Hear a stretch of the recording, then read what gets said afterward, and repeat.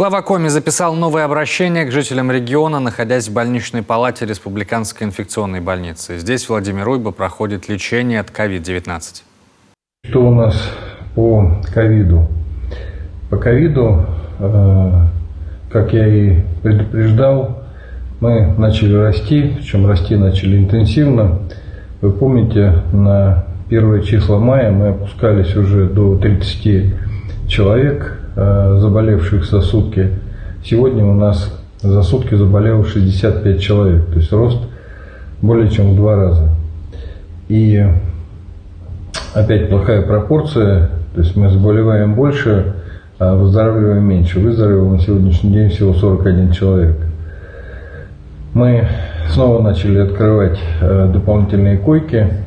В Выжгинской городской больнице раскрываем дополнительные ковидные койки и в кожно-венерологическом диспансере.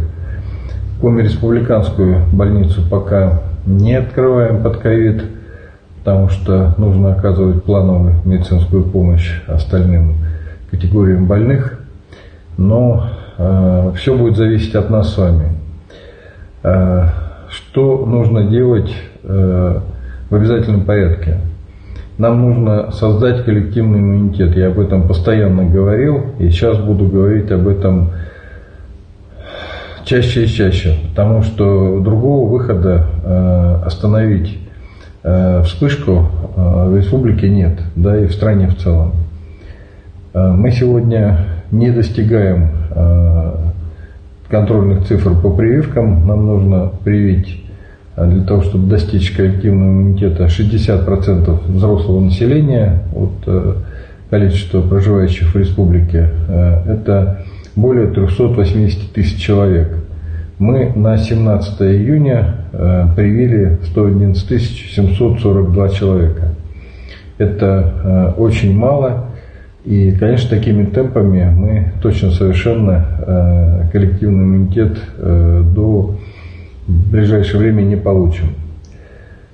А это значит, нам придется переходить снова к мерам ограничительного порядка.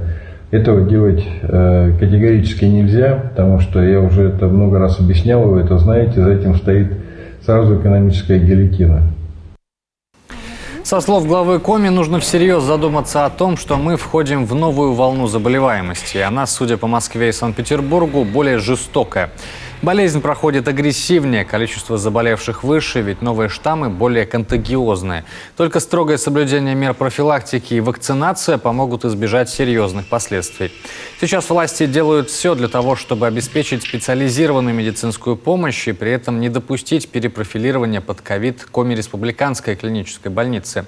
Главный стационар республики для оказания широкого спектра медпомощи населению нужно сохранить. Такую задачу ставит правительство Коми.